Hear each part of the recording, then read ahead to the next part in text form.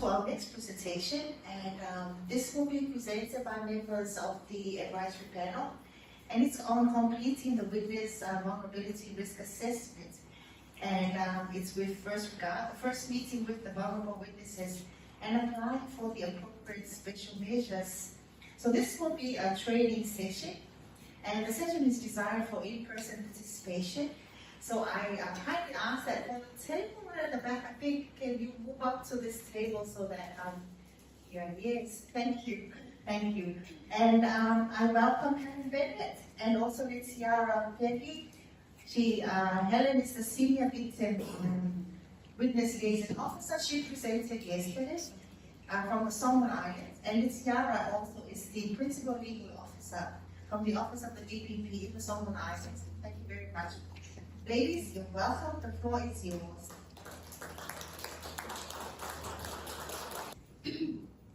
Okay, hello everyone. As Asai introduced us already, so I want to introduce myself.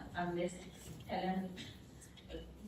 Okay, we'll just go into our session. So for this session, it will be a training session. So there will be more participation from participants, and we'll be doing some activities as well on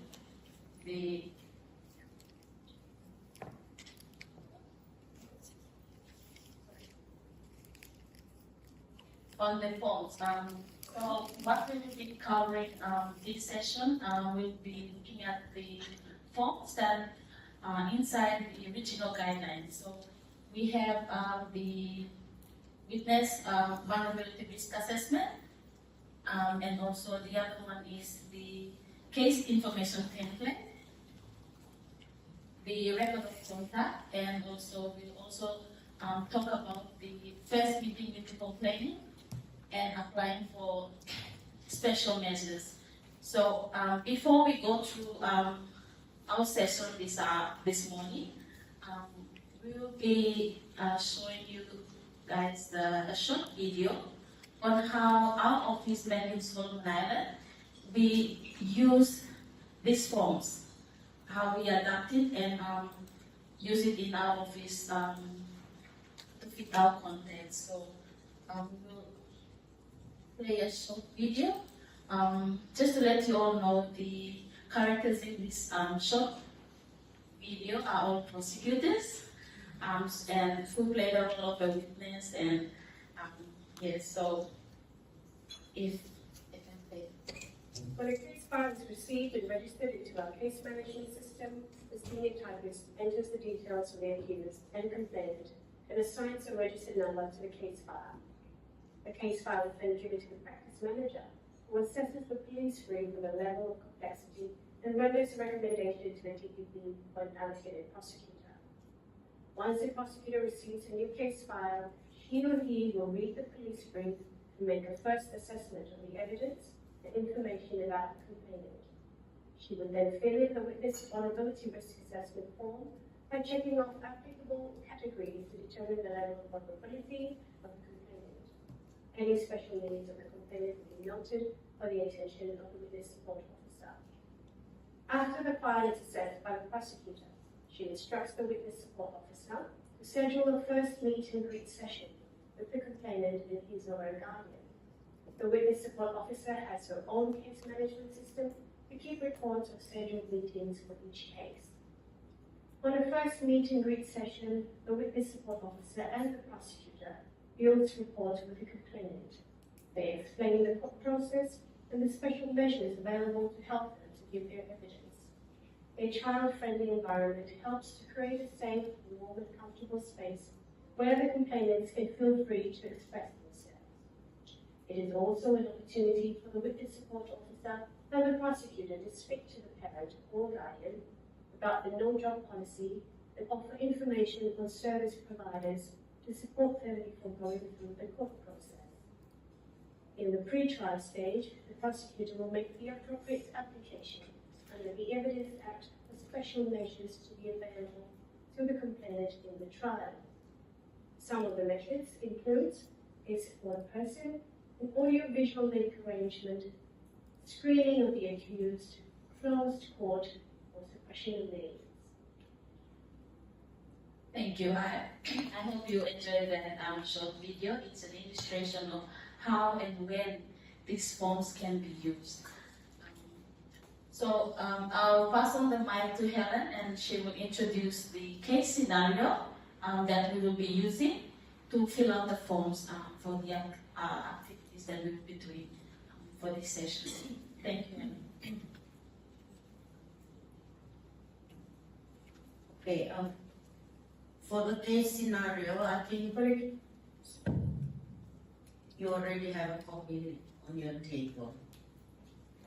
So, Mele is a 20-year-old girl, moved from the village to Moana to attend school, and she lives with her aunt, uncle, and 3 cousins for 6 months. Sorry. She was sexually abused by her uncle during the 6 months. And the uncle would give her $10 every time the incident happened. So Mary told her aunt, and her aunt would not help her. And she told her to be quiet about it. And then Mary told her mother. Mary's mother called the police and took Mary to the police station. And then when they got to the police station, Mary did not want to talk about the incident.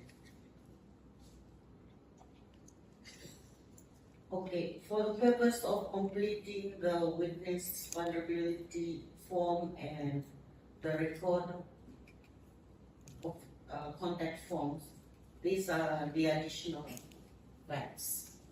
So we'll be giving out to you additional case stuff.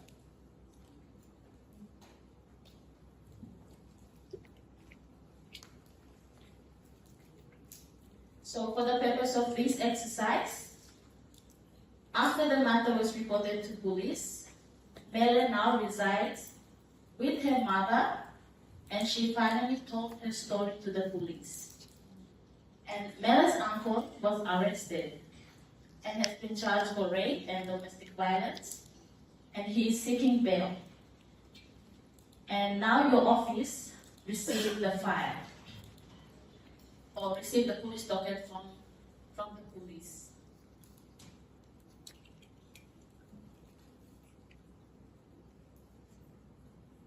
Now, we'll now go to our first activity.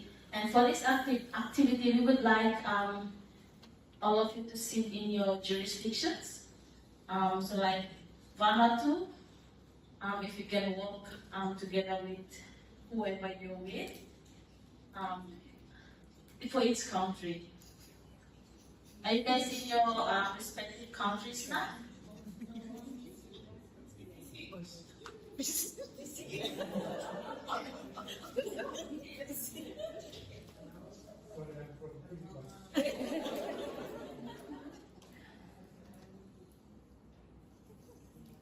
Okay, so do you all have the vulnerability risk assessment? So as you've seen in the video, these forms, the vulnerability risk assessment, the record of contact, and the case information template, these forms normally they will be filled or completed prior or at the first initial stage when you receive the file. So the vulnerability risk assessment, the prosecutor will, once the file is allocated to that prosecutor, he or she will look at the file and will fill out the vulnerability risk assessment. Now you might ask, what information, or where will I find the information to fill, to check the respective boxes? Now, it's simple. The police docket, you look for the witness statement, the complainant. You find the statement of the parents, if they give their statement, to find out the age of the complainant, the complaint statement, you find what's the offense or what's the sexual offense, or is it there's physical violence, and also you look for if there's any medical report to find out if there's any medical condition, and you also need to look at the antecedent of the accused and the record of interview to find out what's the relationship between the complainant and the perpetrator or the accused. And then from there, the prosecutor will make first impression just based on the file, and she will tick, or he or she will tick off the boxes, as you can see in the risk assessment, based on whatever information she has, just by looking at the file. So, and after that, he or she will do a risk score guide, which is at the back of the template.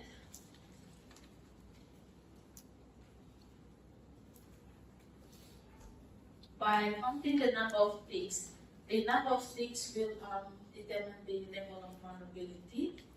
But for our case scenario, we know that Bennett is a child.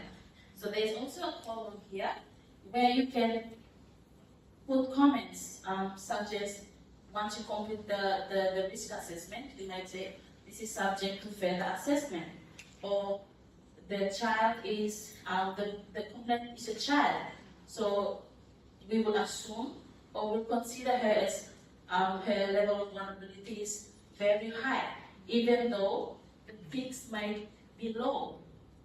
So that's how you fill out the form. So it's not like restricted to what you the information you get from the brief. You can make your assessment based on the age and other factors as well by putting the comments. So that's for the risk assessment. If Hellen can please come and explain the record of contact, which is attachment C and attachment A1, before we give you guys time to fill out the form based on the scenario, and we'll go through the forms together.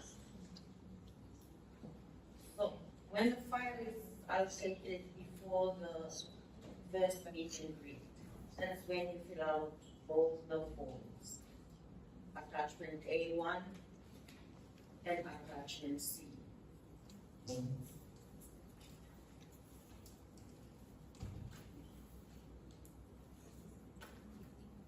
You have all the forms with you. And all the information you can find in the police file also.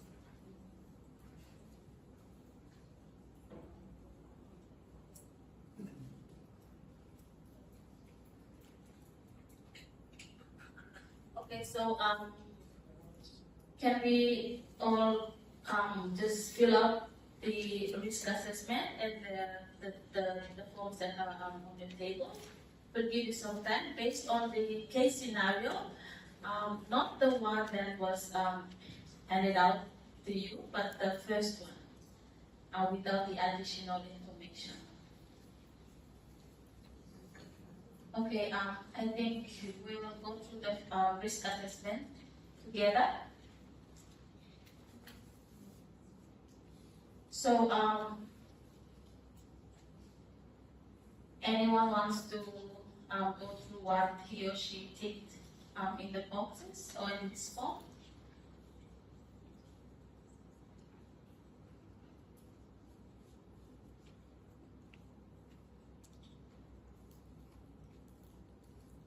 Okay, let's just go through it together.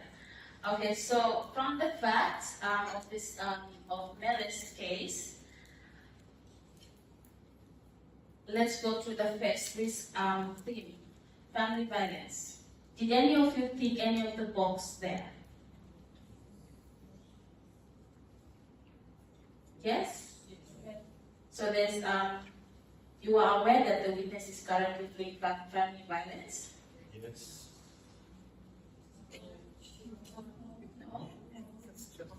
or the witness has shared past experience of family violence? What about child protection? You don't know. No facts on that. What about the health status?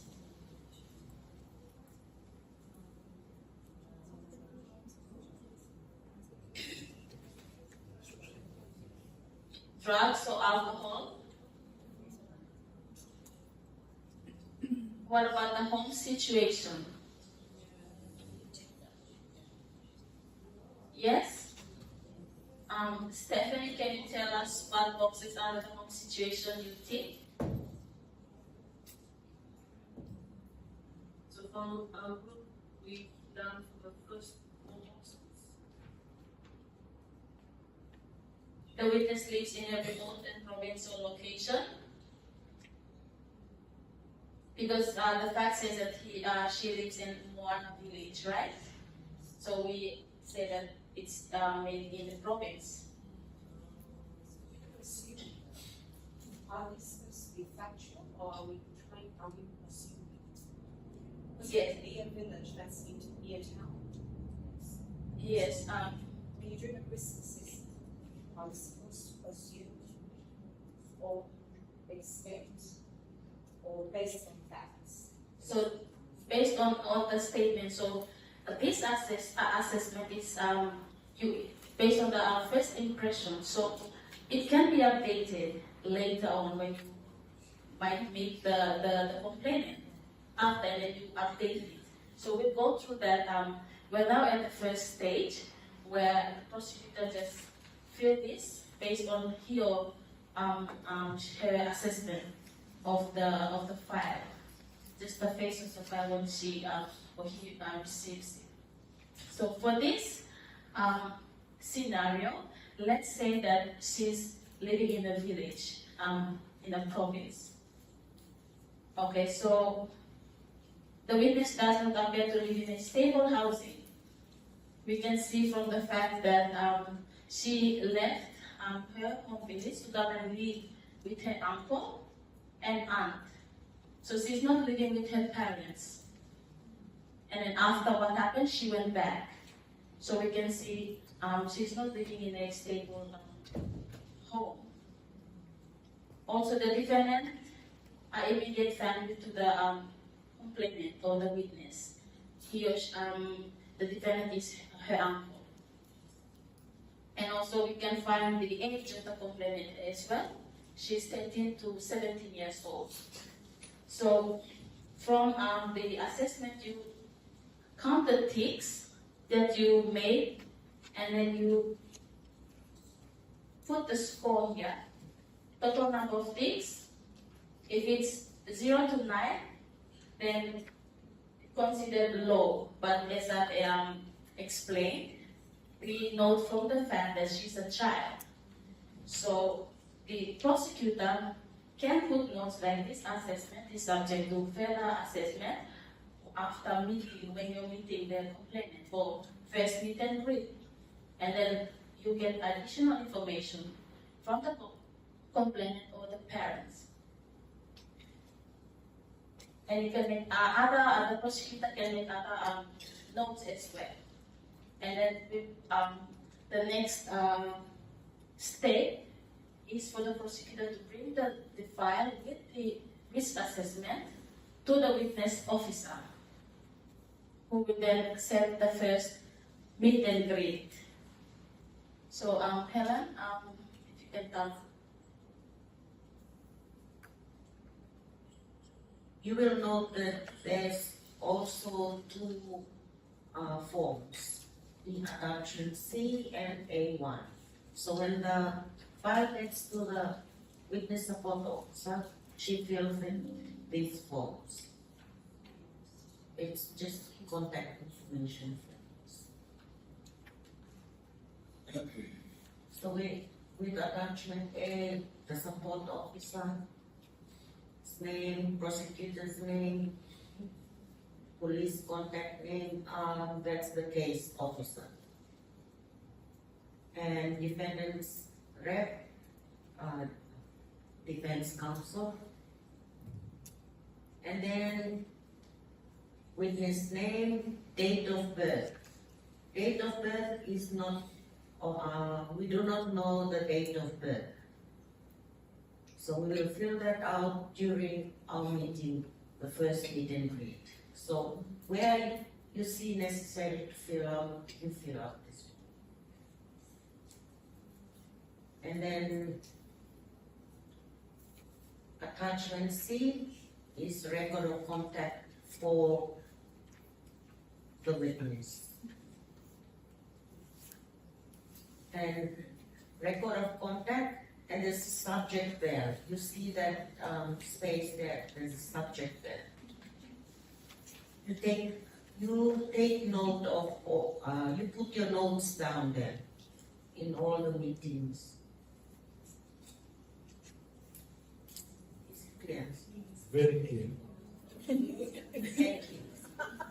So now the prosecutor has filled out the risk assessment forms, and the witness liaison officer, the other two contact forms. And the witness support officer has now set a date for the meet and greet. So you're going to meet the complainant and the parents. So during the first meet and greet, according to your forms, what questions do you think is important to us during this meeting? You can jot that down and ask during the meeting.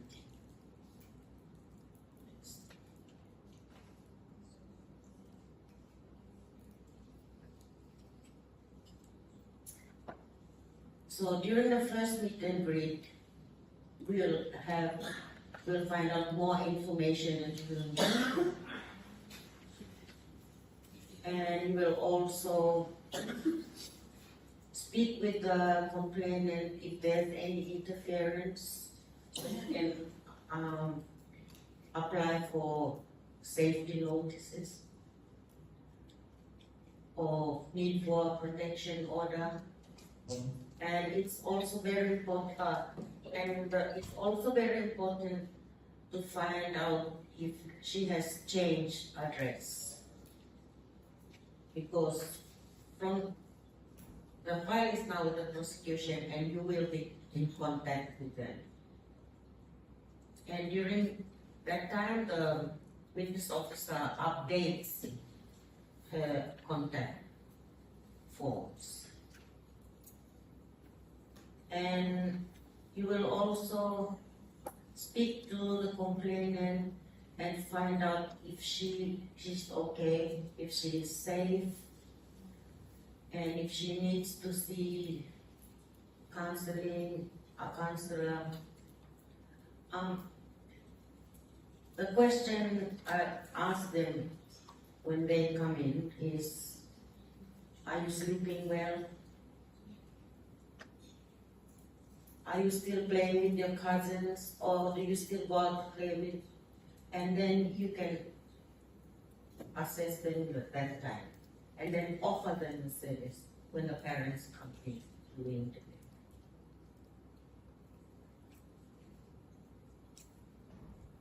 And the prosecutor will also speak about the special measures that she can apply for when going to court.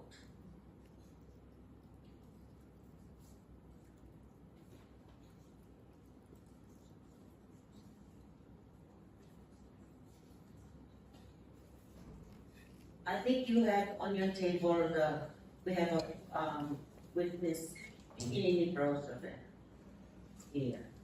That's the steps that we take and speak. That's how we speak to the children when they come.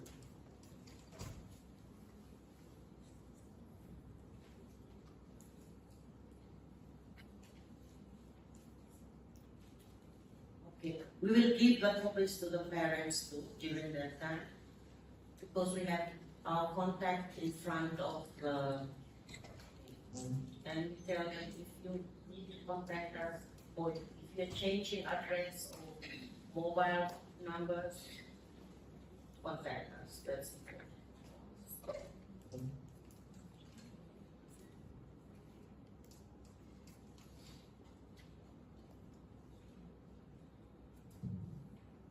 Okay, so Helen spoke to you about what happens during the first meet and greet.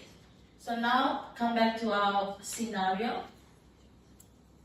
We have met Mele during the first meet and greet, and we found out from Mele's mother, who revealed during the first meet and greet that Mele was suicidal, and that Mele can only communicate well.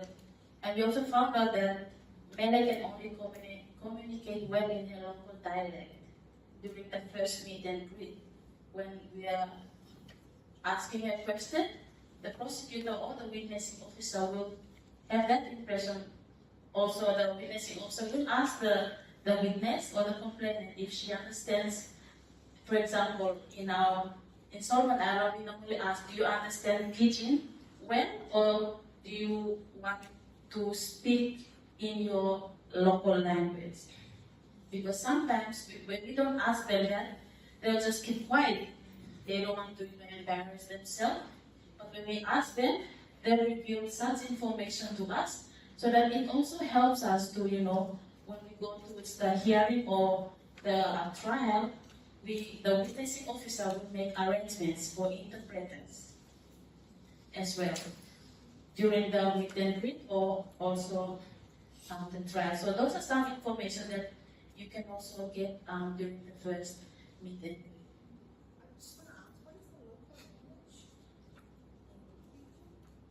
Pidgin. It's more like a broken English. It's if they understand Pidgin or their mother tongue. Dialects, like from the provinces. Yes. So we have 9 provinces and they have their own language. Yeah. So during the first meet and greet, we also found out about such information. And that's one of the important things about meeting the complainant at the earliest.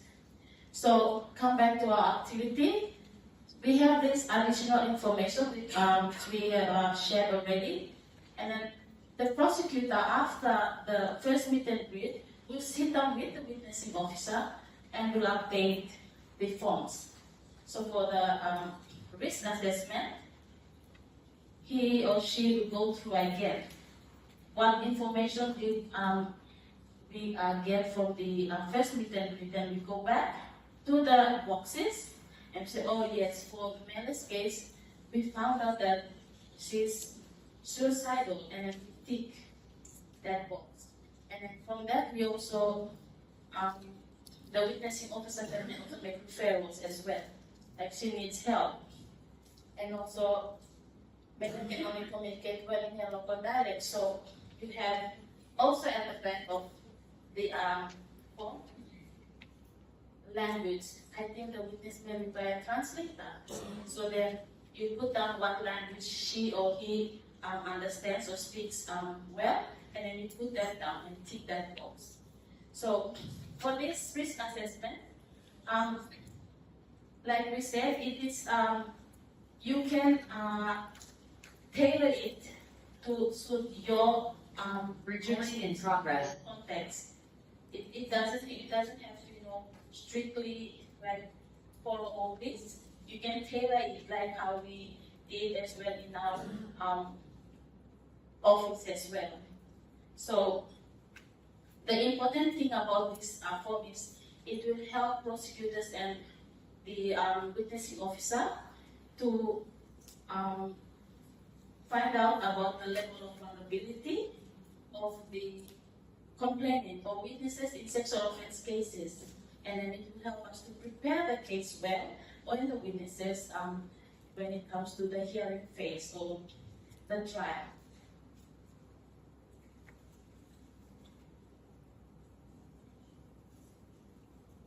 So during the first meet and greet, some of the additional information that it's also important to know, if the witnessing officer said first meet and greet is important to be on time.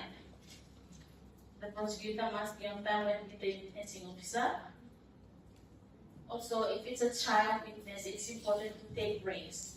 So in our office, we have the picnic room where we have toys and crayons, and sometimes we, let them sit there and play, and then we come back to them, and then, are you ready to continue? And then they'll sit down, and then we continue, and then normally we don't take too long with them, with those witnesses. So that's for the vulnerability risk assessment. Yeah, I think we went through that today. Now, I put a question there, or an activity where we identify relevant service providers in a jurisdiction where we can refer Pellie to, because we've now found out that she's suicidal. So, if we can just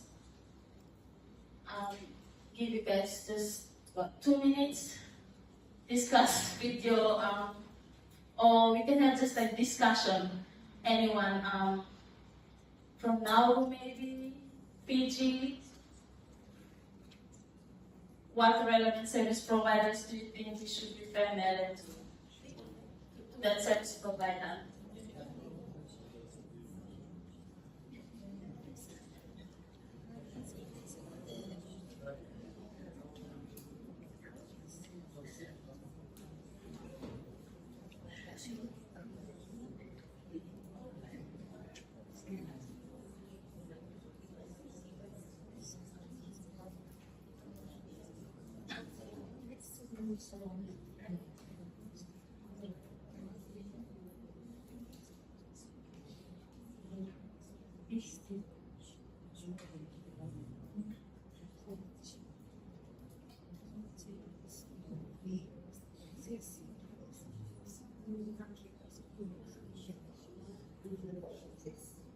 Okay, we'll hear from Vanuatu.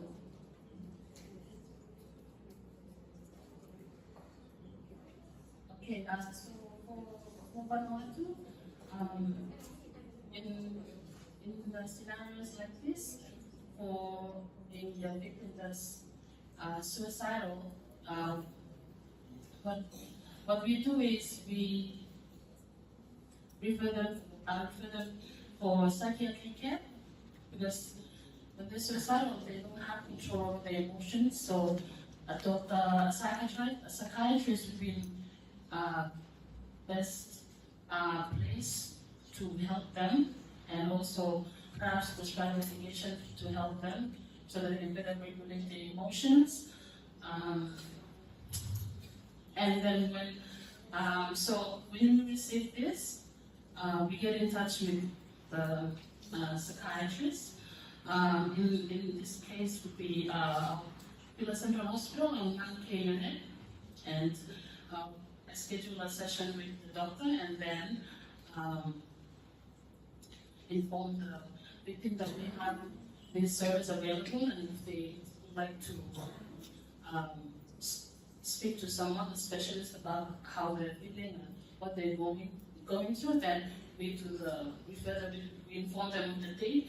They come back, because most of them, they don't know where these agencies are located. They come back, and I take them, and then I introduce them to the doctor and what the situation is, and then from there the doctor takes over, and then we provide mass evidence for the next schedule the doctor gives them. So that's how we go about in Vanuatu. Thank you, Vanuatu. It might be different for other countries. What about Fiji?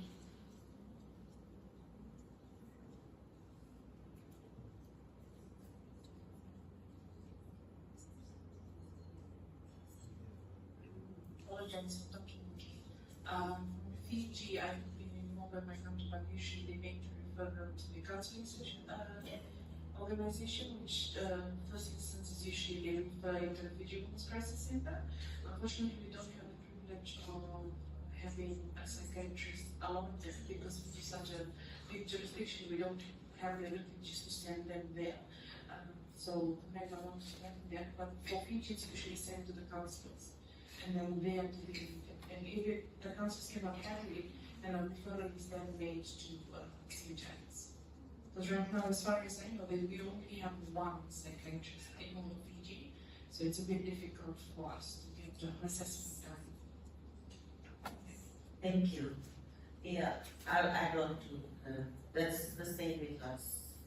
And we have, children's, counselors, the qualified children counselors, so I make referrals to them. And they will counsel them first and give us a report if we need to make further referral.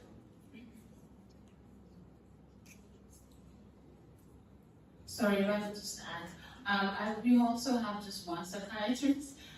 So when he's busy, we do refer them to also when we have one psychologist too. So if she's free, then we get in touch with her. Else we refer them to another center. Other one knows gives us, do you want to share your experience or how you deal with it?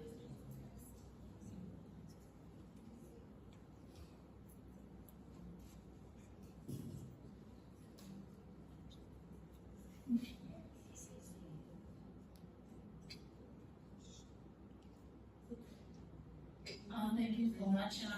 In Kiribati, we don't actually have any conflict.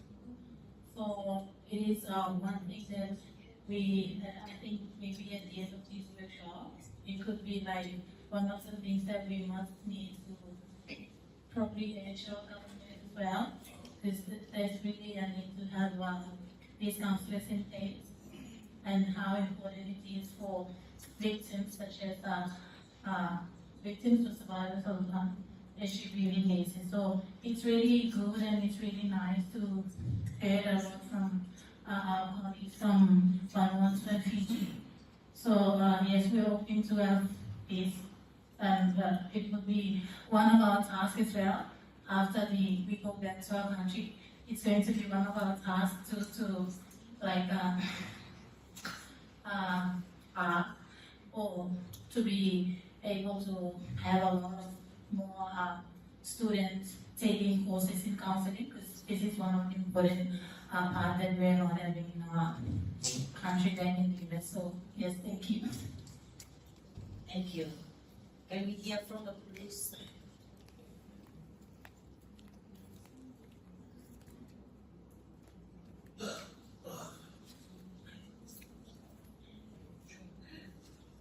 These are what we approaches when we just received approval from victims of sexual cases. Once we receive the report and we bring the victim to the police station and we change the food and start inspecting. After that, we usually need to continue to talk with the victim. We immediately take her to hospital. And the victim is like that special needs. And that's other agency that we refer them in order for us to help us with signing the language. I think the victim is not safe to go back to society, especially if something happens inside the family community that they want to start with. So we refer them to some organization. We do have MOU, so we refer her to shelter to some organization. And then we carry on with our normal investigative strategy before we have the file to give the file to the Attorney General for the First Nation. That's the process. To be honest, we don't have any welfare officers or counselors, but we use this supporting agency like the Ministry of Women, the victim support. They do have counselors, so we refer the victim to them in order for them to do it. Thank you. Thank you.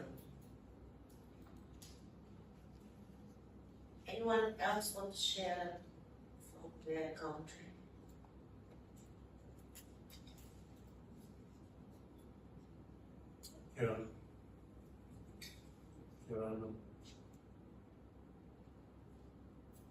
Hello.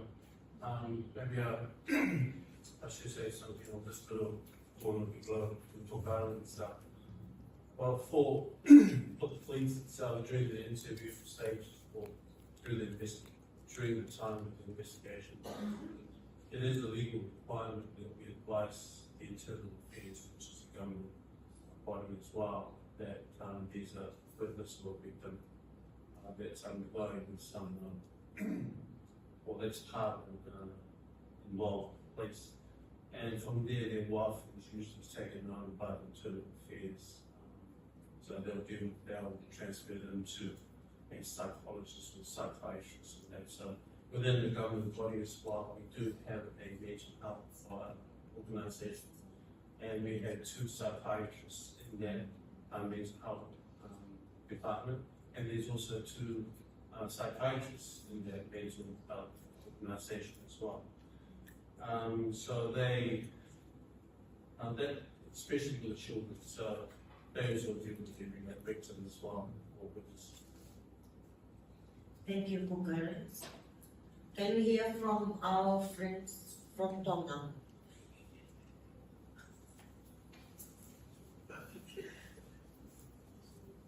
Thank you.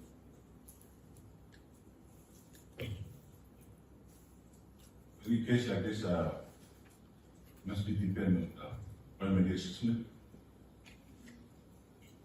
because there are some other key factors influencing the process. That's why there's sometimes the young people they thinking of suicide because of their vulnerability. But once they become safer, it's not a good choice to take them with technologies helping it. It must be prepared. Okay. Everything must be prepared on the primary assessment. Thank you. Thank you. Maybe RMI? Or do you want to say something? How do you feel?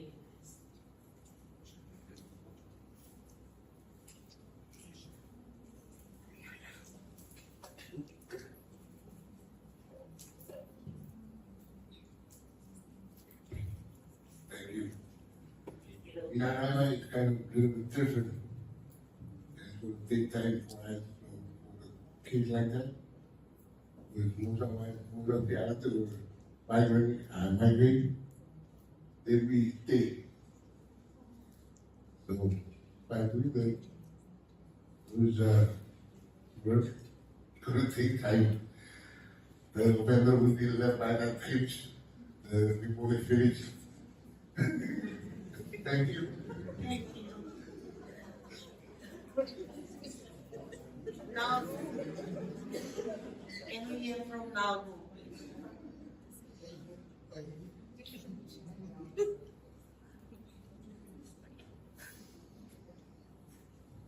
Yeah, I think we back home we did the same thing, but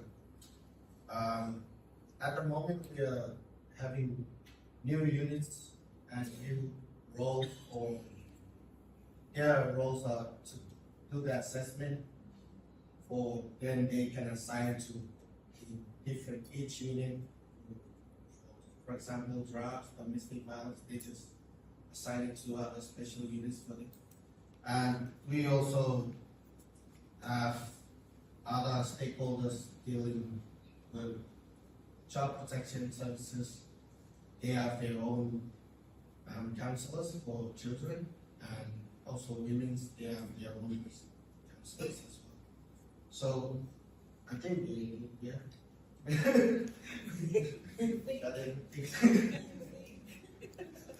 Thank you, now. That's how you work.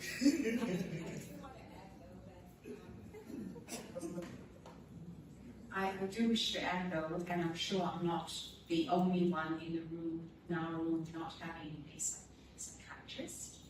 We've only just got one last month.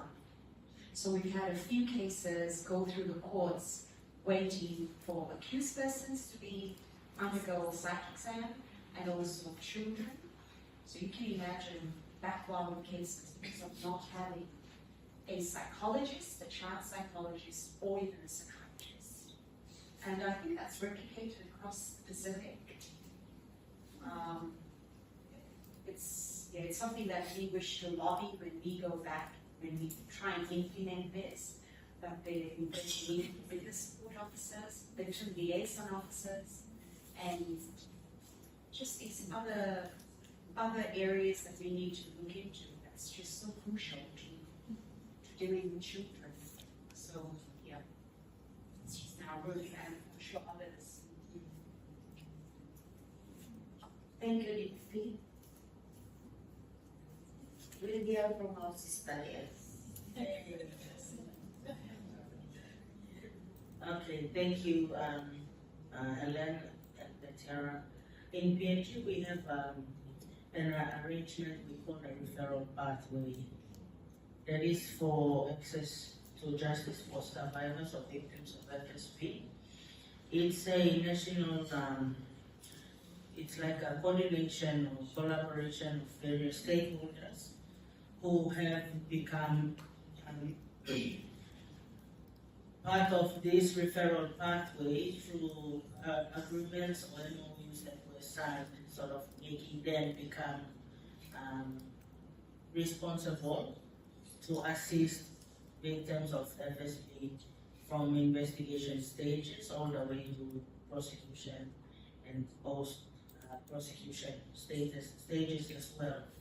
So in this referral pathway, there are several service providers who also assist or are part of this pathway, starting from the laying of the complaint with the police. We have what's called a family sexual violence unit, a special desk. So that operates within the police department, and they are responsible for assisting with getting restraining orders or protection orders. They are police officers, but they assist with taking statements for the complainant or victim to access IPOs, protection orders if the immediate situation requires. Now, in a case where there is need for psychiatric evaluation, in PNG we have about 3 or 4 psychiatrists, and they assist the courts with psych evaluation for accused persons or remandees, and they are also available to assist counseling service providers as well as safe houses when there is request for assessment for psychiatric issues. So within this referral pathway, most of the assistance the OPP in PNG gets comes from an organization called Family PNG. So Family PNG is a case management organization. They take in victims or survivors of FSP, and they basically assist them throughout the entire process. So if they are to provide a safe house for them, they have this context with safe houses, counseling. So it's like it's almost like an equivalent of the TTC arrangement from yesterday's presentation, but it's a smaller arrangement given we're still developing our practice and our system with this referral pathway idea. So for counseling, if it was in Bella's case, what would happen is the OBP would immediately refer to Family PNG. In the absence of, if we are victim liaison or witness support office, at the moment, the position is still vacant. It's been vacant for quite a while, some issues with recruitment processes. So we have been utilizing the support of Family PNG. So once we assess that the complainant or the victim requires special care, Family PNG is our go-to organization. So we report to them, and then they take over. They assist with accommodation. If the witness is in another province, they pay for the airline ticket, fly them into the location where we are going to prosecute. They look after the victim, and when we call for witness conference, they bring them into the office So they act like our witness support and liaison person. And so when I talked about these guidelines to them through the process we were drafting the guidelines, they were very happy to have this guideline implementation, PNG, and sort of strengthen the work that we are doing there. So, family PNG for us. Thank you, Miss. Anyone else want to share?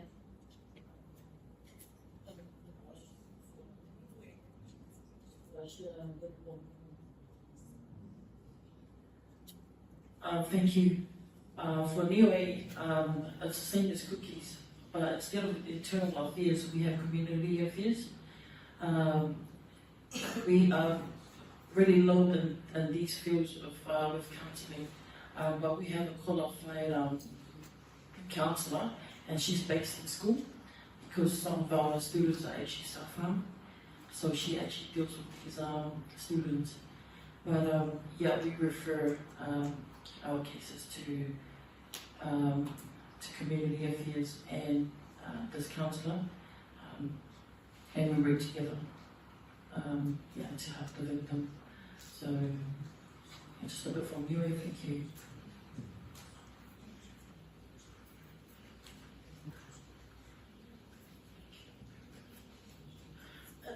It's a shame that NEWA doesn't have facilities and organisations that support vulnerable witnesses. We don't have WSOs. I mean, we suffer from capacity issues in every department. But we're learning the importance of having these rules, so it's something that I hope Trio will take back and lobby when we get home. And we rely heavily on our partners like New Zealand for psych evaluations and stuff. And yeah, I think these kind of workshops and these tools such as the guidelines are very helpful for us. Thank you.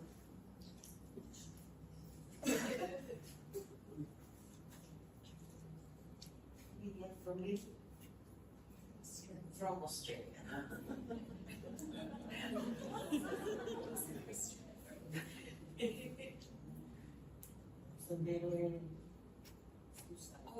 The services we would refer Pellie to. So yes, we would refer her to a child and adolescent mental health service for support.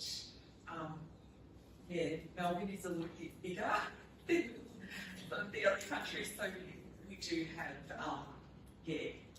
quite a substantial kind of mental health support for children and young people. I would also consider just her physical health needs because she has been raped, and we look at a medical assessment for Pellie, and yeah, I guess through the child and adolescent service there would be psychiatric care to do with the suicidality, but also for those therapeutic interventions, so ongoing counselling and support for Pellie and her family, because quite often a really important way to work with children is to work through the protective parent and to provide the parent with the support and the skills to be able to support their child and manage their child's behaviours as well.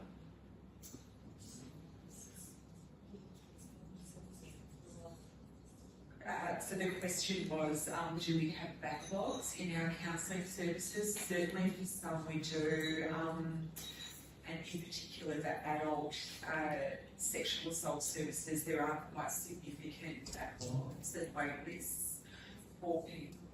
19 months, 18 months, wow, yeah, we do have.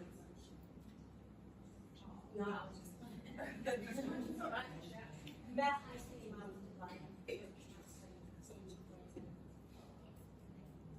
So the services are there, but they're so stretched. I'm talking more for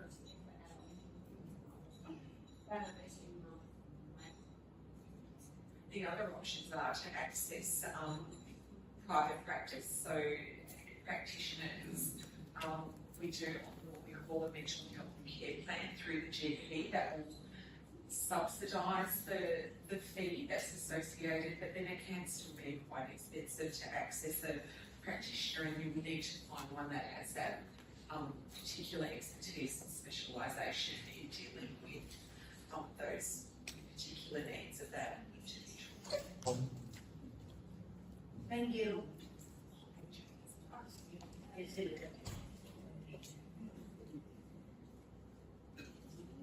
We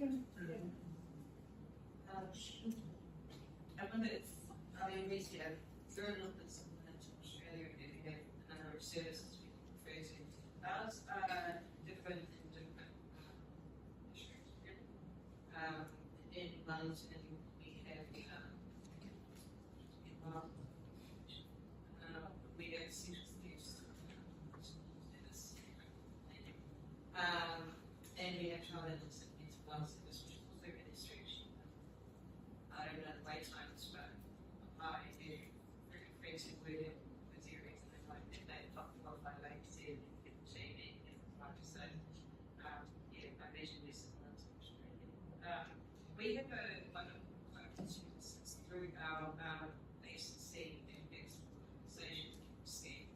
Any child on board who is being sexually abused is able to access successions of pre-counselling first that initially extends. So they're very careful to be creative to go and choose what to go to suiting as long as it's an ACC or a counsellor. So that's quite a good system. Anyone can apply for that themselves. I'll leave Helen speak. She's all over. I think it's probably pretty much covered. New Zealand is very similar to Australia, and each district has sort of mirrored up that we do have a lot of instances in the region.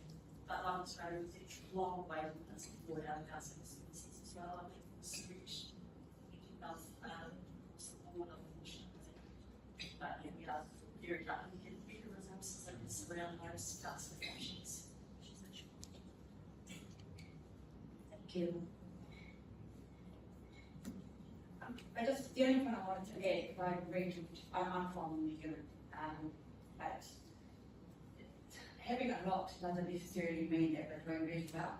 But we've got, we do have services, we do have crisis teams, and we have ACC counselling, and we've had a review of our mental health service as well.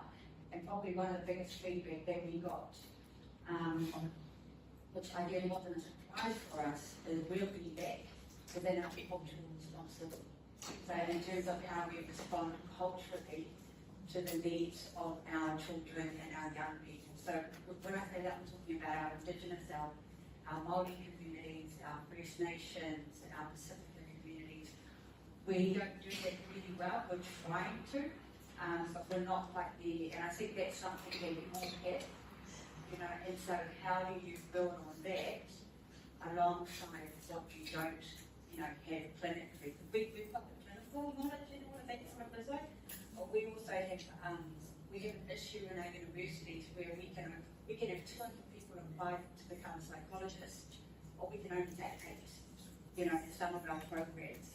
So it's quite limited in those spaces, but probably one of our biggest issues is really around the cultural safety, of working with our children, our young people, and their families. I just wanted to make one last kind of detour around the conversation, because it's heartbreaking that there are so many extremely vulnerable witnesses out there that then have to head into court to cross-examination by defence counsel, which can be extremely traumatising. And I just wanted to kind of lead the discussions back into something that was said the other day about the importance of a code of conduct for defence counsel, and I know that New Zealand's got legislation around the kinds of appropriate and inappropriate questioning that can be used for witnesses. There are some issues with implementation of that, but I think this issue has a lot more moving parts to it, and if we can come at it from a number of different angles, with the resourcing issues, it's not always possible to do a whole lot around the counselling issue. We can try, but if we can also come at it from the other angle of trying to reduce the re-traumatisation that then happens in for is, you know, every time we can reduce that risk of re-traumatisation, it's really important to try and get some kind of measure in place, and that's why I thought that discussion around the code of conduct kind of feeds into this discussion of leave, because it shows us just how vulnerable the witnesses are when they, you know, when they're in that witness stand. Thank you. Okay, thank you so much for sharing your experiences and the referral system in your various countries. It's interesting to know how different countries refer their witnesses of vulnerable witnesses. We can learn as well from other jurisdictions as well. So we are running out of time, so we'll just go to our last slide, and that is identifying special measures for Pellie. So now we're at the pre-trial stage where we found out that about the vulnerability level of Pellie, and now we are applying for the appropriate special measures in court. So the first question is identify what provision in your evidence law provides for special measures. I know we all have our own laws on the special measures we have.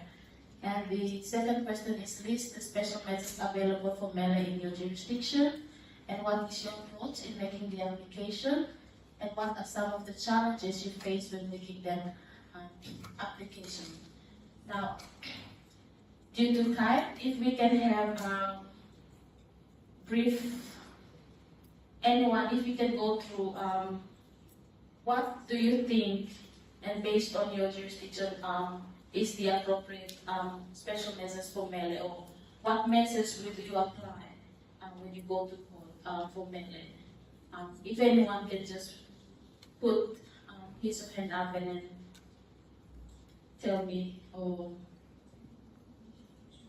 we have heard that there are a number of special measures that were discussed yesterday. We have derobing, some jurisdictions have that, screening, and all that. So do you think that we should apply for audiovisual for Pellie to give evidence by audiovisual link? Yes? And why do you think we should apply for that? Yes, because the defendant is her uncle, and we don't want her to see her uncle while she's giving evidence. What other measures would you apply for? So it's interesting because I think ultimately it's going to come down to Pellie in front of us, right? This is Pellie on paper. So, for example, we assume that children would rather be in another room as opposed to the courtroom. And I had the assumption also, and it took a 10-year-old child to tell me, in fact, I want to be here. You know, I don't want to be in the room. And so we made other adjustments, and people being accused in the other room, actually. So I think the thing is special is what I will do anyway. It's like case by case, right? Child by child, sorry, that's a better way to put it. And also, I think one of the things for me, using special measures like in Fiji, it's discretionary from the judge, right? So we have to do the application, they'll hear parties, and then they'll make a decision whether the measure can be provided. And I find that extremely frustrating because when I meet Pellie, when I meet a child, I want to be able to tell that child, these are a list of measures, I'll explain it to you, and you tell me what you want. Because as we've heard from the experts, right, agency control is so important. So like for me, in terms of Fiji, that frustrates me so much. So I'm looking forward to the day when I can say to the child, you tell me what you want, that'll help me move through the process. sorry, venting a little bit, but that's my experience with special measures. Thank you, Fiji, for sharing. Anyone else want to share? What appropriate measures they would apply for?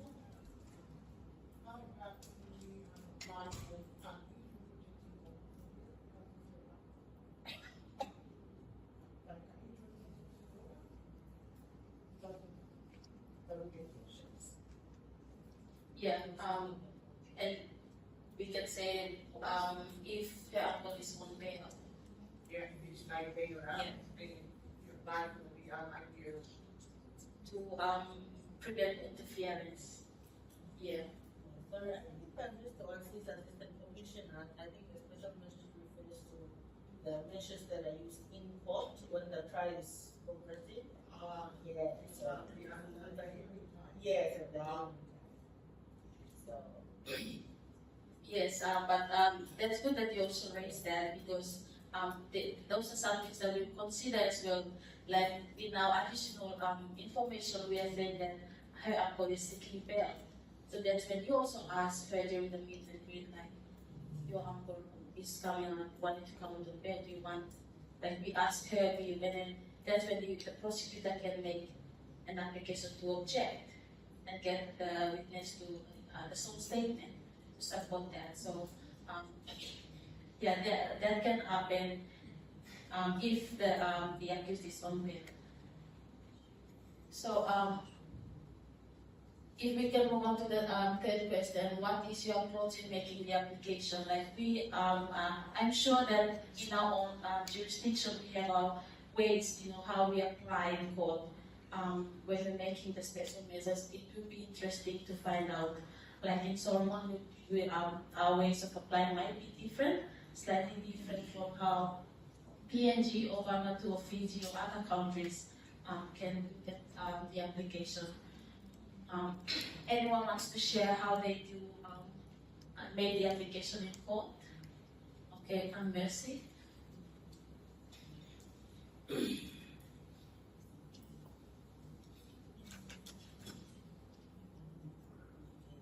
Letiara, PNG, our special measures are incorporated in our Evidence Act.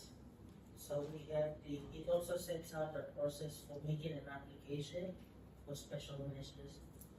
We would normally make a verbal application at the pre-trial stage or even at the commencement of the trial. We ask the court to, because the courtroom is not usually always set up ready for the child witness to come in, because sometimes we might, depending on the order of witnesses we are following, special measures are only applicable to certain persons who that court is satisfied they meet the criteria of a vulnerable witness.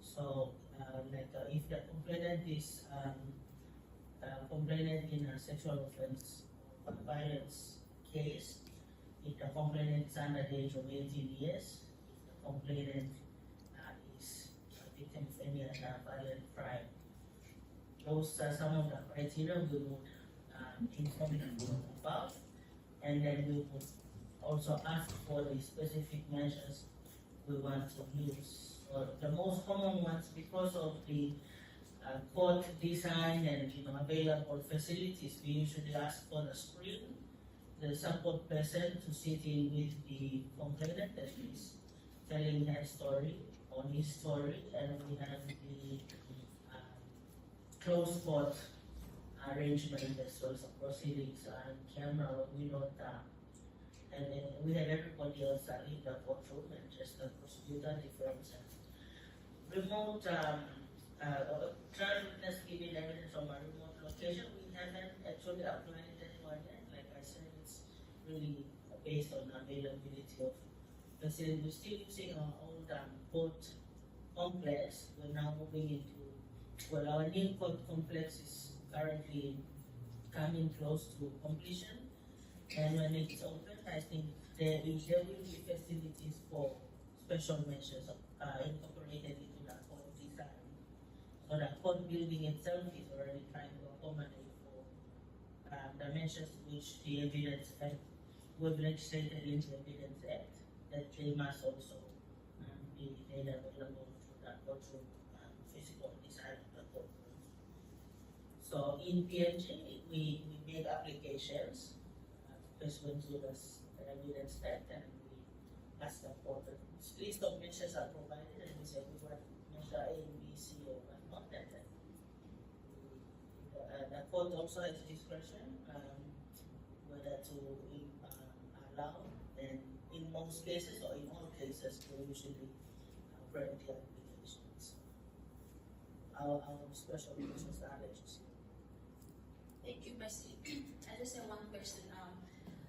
Do you have experience where you made the application and the defense made objection? Yes, we have made the applications where, if, for instance, usually when I ask for a support person to sit in with the opinion, and this is because if it's a relative, they can take issue with that because they feel like it's going to sort of have some kind of they prefer for an independent person to be seated next to the complainant. So in this case, we use our Salvation Army and their support services. So we had prior meetings to get the child to be introduced to them, and they sort of become comfortable. And when we come to court, the child already knows, they have already met this person, so I don't mind this person sitting next to me. So it's usually, I think, defense just take issue with the relationship. If the child's father is a witness in the case, they will object if we ask for the person to sit next to the child. Or if it's the mother or an immediate relative. But there are some cases where it's allowed. The court actually overrules the objection and allows the person to sit. Thank you. Yeah. Sorry, I don't know if it would be helpful, but just adding, so in our jurisdiction, we also have many applications in form application stage. We also incorporated the use of a PTC document. So in the document will list the measures that we're requesting also, because then it's invited back from the court, and it puts the other party on notice, etc. What I've done recently is we've also incorporated like the body maps that we wanted to use for the child report, as well as photos of the dogs which we might have used for the child, because it really just depends on what happens in court. So we annexed that so that the defense counsel have noticed that these are the items we may use, and then they can raise their objections. Because we noticed prosecutors are not putting people in notice, they use them in court and the need arises, and then we have to adjourn because the defense wants to raise issues in court about certain aspects of using materials. So I don't know if that's helpful, but yeah. Next to body maps as well as photographs of the dogs which we may use. Thank you. If you can hear from Samoa.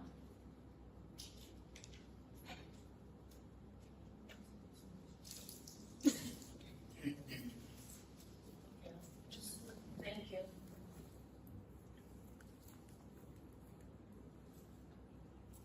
Thank you. I think I need to start my statement with a key, and I haven't prosecuted a case for quite some time. But my lawyers from my office don't want to speak just yet on this issue. But we have had cases where the defense counsels were subject. Sometimes they object to name suppressions a lot for the victim, especially if they really are pushing that the defendant is innocent and they want the matter to be fully reported. There might be a lot more confidence as to the outcome of their defense. So they don't, because the stigma sticks in such small communities. So there'll be situations like that.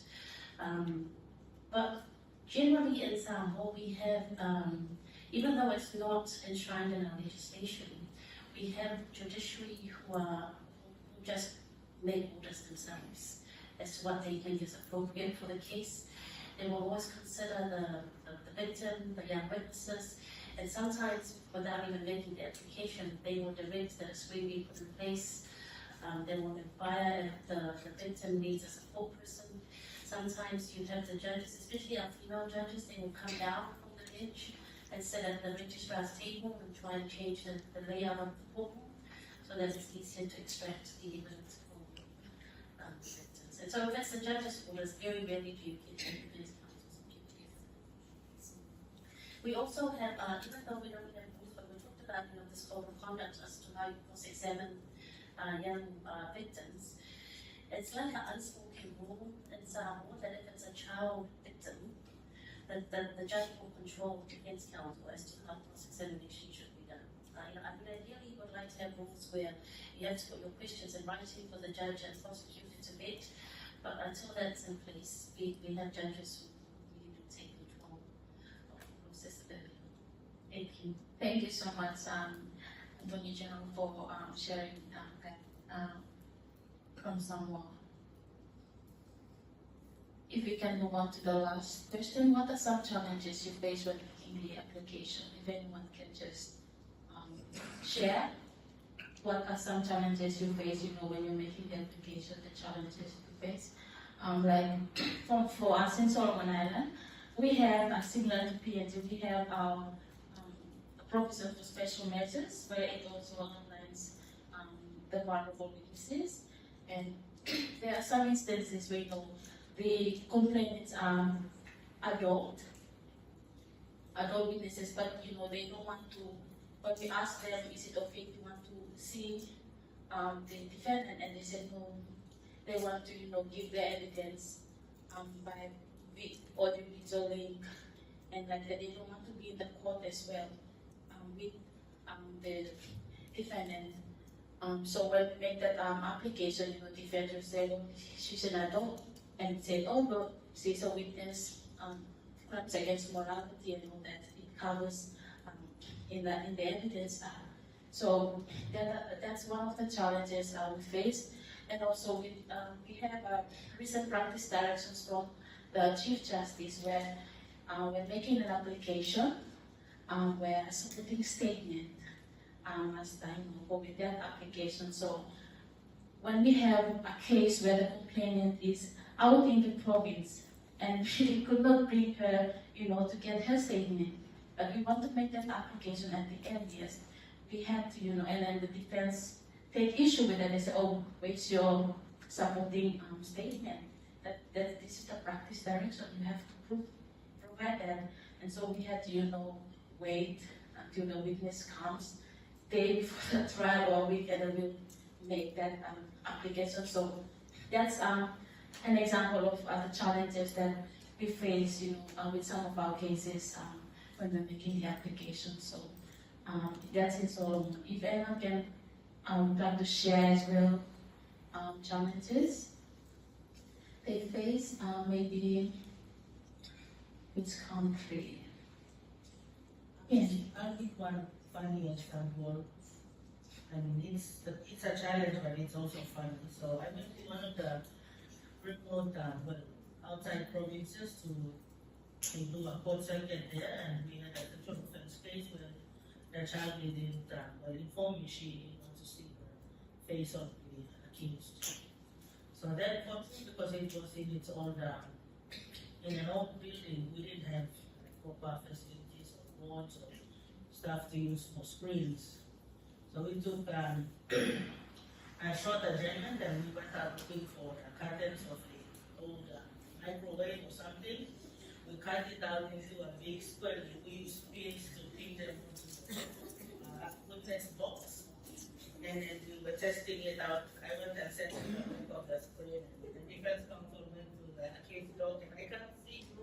Okay, let's use it. So we went back, informed the associate, and told the judge we're ready. So the court said to adjust to some of the challenges we face and allow us to improvise with any kind of equipment or stuff that we need to use.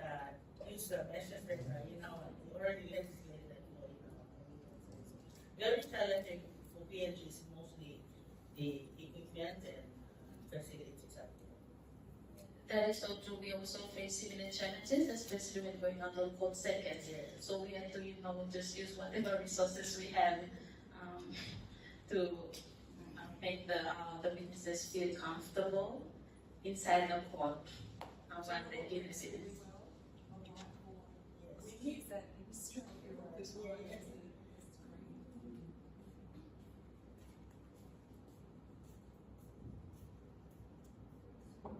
Thank you. I'd like to share some from the experience from Panama. It's similar like in other jurisdictions.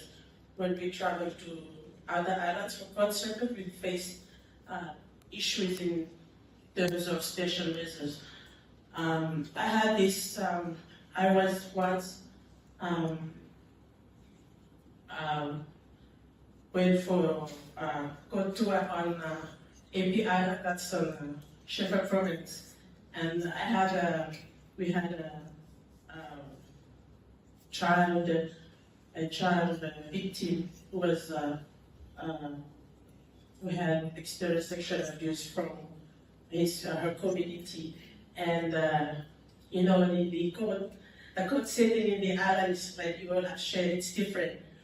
Most court setting in Vanuatu, it's open court, like you don't have walls around, so it's open. And in the island, whenever the government officials travel down and they things like that, they all come and sit around and listen. So, and for that particular case, we made application. It was granted, but people like leave the room. But obviously, there was no more, so they were all standing over there and looking at us, watching us. And I can see from the complaint that she was still scared because people were just standing like a few meters away from us. So we had to adjourn the trial and then get the secretary to go and chase the people apart from the court premises. So yeah, that's one of the challenges we face.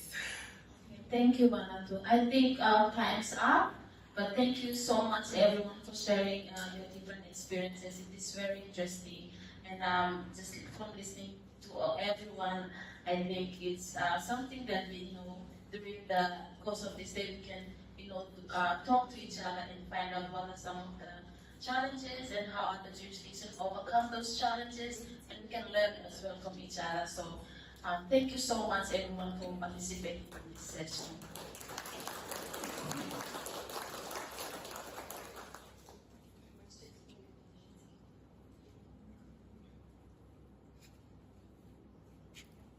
What special measures the Defense Counsel will most likely to object? I think this will be different from each jurisdictions, right? So for us in Solomon Island, just from how I experience it, like I mentioned, if it involves an adult complainant and she wanted to, don't want to be in the courtroom, defense will most likely object to that. They say we can do screening, other like that, or they just don't want, they want the witness to be in court during that the trial. So that's one of the special measures that when, especially the audio-visual link, if you wanted to the witness to give evidence at the separate room, because they wanted, the witness to come sit down when they cross-examine. They said they want to see the witness when they cross-examine them. So that's one of the special measures that I've experienced one time in court when we wanted to apply for. I'm sure other jurisdictions might have theirs special measures that most likely the Defense Counsel normally objects to.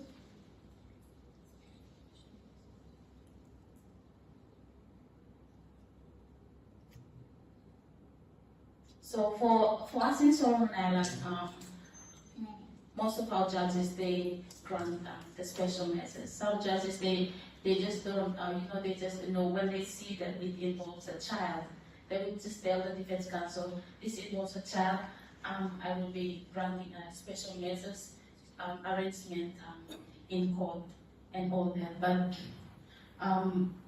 there are some judges, when we Defense Counsel makes a prosecution. I remember a case where that involves an adult witness where we made submission and the judge refused that application and she had to come to court and give evidence in court. So it depends on the discretion of how each judges they apply their discretions.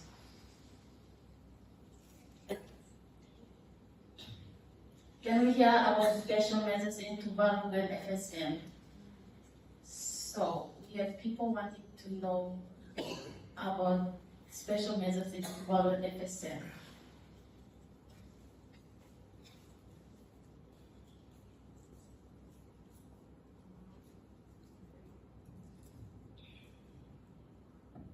Yeah, so first of all, I learned on the FSM, and just to be clear on the FSM, we have 4 states, and each of the states have their own different process. So I'm from one place about the the process between both. So when we receive a complaint or a case, us, we don't, not like you guys, like you have support officers. Us is just police officers. We work on the cases, and it's not like something that all the police officers can handle. So it's just for the detectives. Only detectives work on domestic cases.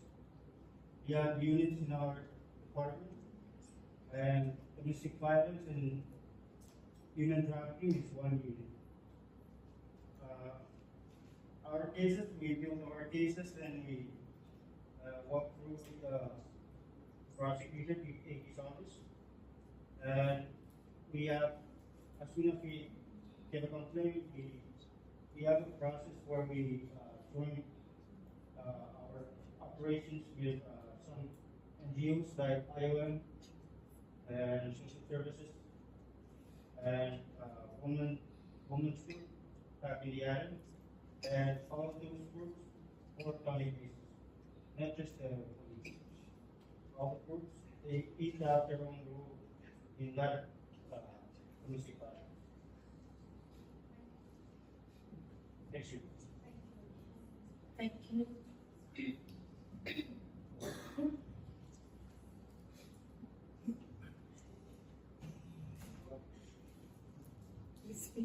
Thank you. I have one question.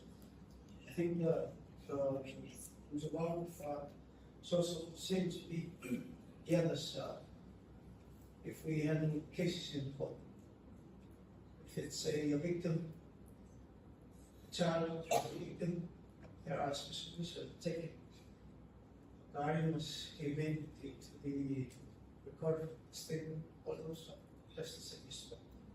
Thank you. Thank you, Tuvalu. Okay, no more questions. Thank goodness.